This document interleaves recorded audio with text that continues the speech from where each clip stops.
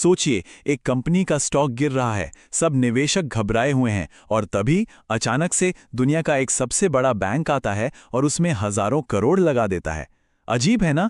यही तो पहेली है श्रीराम फाइनेंस की और आज हम मिलकर इसे ही सुलझाने वाले हैं।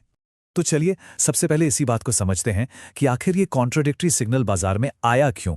ये फाइनेंशियल मिस्ट्री है क्या? तो सवाल सीधा सा है कि भाई एक स्टॉक जो गिर रहा है उसमें दुनिया के सबसे बड़े और कह सकते हैं सबसे कंजर्वेटिव निवेशकों में से एक को आखिर ऐसा क्या दिख गया जो बाकी मार्केट को नजर ही नहीं आ रहा था। तो देखिए, कहानी की शुरुआत होती है एक तेज गिरावट से। स्टॉक अच्छा खासा चल रहा था, बढ़ रहा था और फिर अचानक से वो नीचे जाने लगा। जाहिर है निवेशकों में टेंशन का माहौल बन गया। और फिर ठीक उस वक्त जब माहौल सबसे ज्यादा नेगेटिव लग रहा था, जब लग रहा था कि अब कुछ नहीं हो सकता, 23 दिसंबर को एक ऐसी खबर आती है जिसने आप कह सकते हैं पूरी बाजी ही पलट कर रख दी। अब इस पूरी पहेली को सुलझाने के लिए ना हमें पहले यह समझना पड़ेगा कि श्रीराम फाइनेंस आखिर करती क्या है। उनका जो कोर बिजनेस मॉडल है वो है असली भारत को उधार देना। मतलब इनके कस्टमर्स कौन हैं? वो लोग जिन तक बड़े बड़े बैंक्स अक्सर पहुंच ही नहीं पाते, जैसे कि ट्रक ड्राइवर्स, छोटे मोटे बिजनेस चलाने वाले, एमएसएमईज और ग्रामीण भारत के लोग। ये बिल्कुल ग्रासरूट्स लेवल पर जाकर उनकी फाइनेंशियल जरूरतों को पूरा करते हैं। ये एक लाइन है जो इनके काम को बिल्कुल सही तरीके से बयां करती है। जहां बैंक नहीं पहुंचते वहां श्रीराम फाइनेंस पहुंचता है। और सच पूछिए तो यही इनकी सबसे बड़ी ताकत भी है। और पता है, इसी वजह से इन्हें भारत की बैकबोन एनबीएफसी भी कहा जाता है। मतलब ये सिर्फ एक कंपनी नहीं है, ये हमारी इकोनॉमी के उन जरूरी हिस्सों को फाइनेंस करते हैं जो असल में देश को चलाते हैं। तो फिर सवाल वही है, अगर बिजनेस मॉडल इतना मजबूत है तो स्टॉक नीचे क्यों गया? चलिए अब जरा बाजार के शोर और बिजनेस की हकीकत के बीच का फर्क समझते हैं। देखिए, इसकी कोई एक वजह नहीं थी, कई चीजें एक साथ हो गईं। एक तो ब्याज दरें बढ़ रही थीं, जिससे सारे एनबीएफसीज पर दबाव था। फिर कंपनी ने स्टॉक स्प्लिट किया और जिन लोगों ने पहले पैसा लगाया था वो अपना प्रॉफिट निकालने लगे।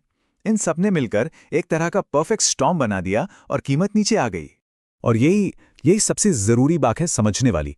मार्केट को लगा कि शायद बिजनेस कमजोर हो रहा है, पर असलियत क्या थी?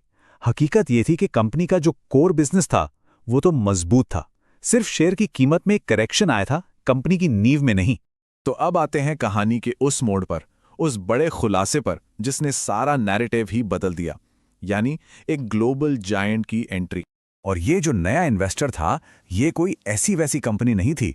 ये था जापान का सबसे बड़ा बैंक MUFG। और ये वो बैंक है जो अपने बेहद सोचे समझे और कंजर्वेटिव इन्वेस्टमेंट्स के लिए दुनिया भर में जाना जाता है। और उन्होंने निवेश कितना किया? पूरे 39,600 करोड़ रुपए। सोचिए ये कितनी बड़ी रकम है। ये साफ दिखाता है कि MUFG को श्रीराम फाइनेंस के भविष्य पर कितना गहरा भरोसा था। इस इन्वेस्टमेंट के बाद MUFG को कंपनी में करीब करीब 20% की हिस्सेदारी मिल गई। मतलब अब वो कंपनी के सबसे बड़े और सबसे इन्फ्लुएंशियल शेयर होल्डर्स में से एक बन गए। तो हम फिर से उसी सवाल पर आ जाते हैं, एक इतना कंजर्वेटिव ग्लोबल बैंक इतना बड़ा दांव क्यों खेलेगा? जवाब बिल्कुल साफ है। उन्होंने कंपनी में वो जबरदस्त वैल्यू देखी जिसे शायद बाकी का मार्केट उस वक्त देख नहीं पा रहा था या नजरअंदाज कर रहा था। तो चलिए अब इन सारी कड़ियों को जोड़ते हैं, देखते हैं कि कंपनी के फंडामेंटल्स और इस नई पार्टनरशिप का भविष्य के लिए आखिर मतलब क्या है। हाँ, ये सच है कि कंपनी पर कर्ज बहुत है और ये देखकर किसी को भी चिंता हो सकती है, लेकिन हमें ये समझना होगा कि एक एनबीएफसी का बिजनेस मॉडल ही यही होता है। उनके लिए तो कर्ज एक तरह से रॉ मटेरियल जैसा है। वो पैसा उधार लेते हैं और फिर उसे आगे उधार देकर ही तो मुनाफा कमाते हैं। तो यहाँ हमें एक बैलेंस्ड पिक्चर मिलती है। एक तरफ कंपनी के पास 50,000 करोड़ से ज्यादा के मजबूत रिजर्व्स हैं और MUFG जैसी बड़ी पार्टनरशिप की ताकत है। वहीं दूसरी तरफ इंटरेस्ट रेट में बदलाव या क्रेडिट साइकिल में मंदी जैसे कुछ बाहरी जोखिम भी हैं जिनसे सावधान रहना होगा। ये जो पार्टनरशिप हुई है ना, ये भविष्य के विकास के लिए कई नए दरवाजे खोलती है। अब MUFG के जरिए कंपनी को दुनिया भर से सस्ता कैपिटल मिल सकेगा। वो MSME और रिटेल सेक्टर में और भी तेजी से विस्तार कर पाएगी। ये सारी चीजें मिलकर कंपनी को एक नई ऊंचाई पर ले जा सकती हैं।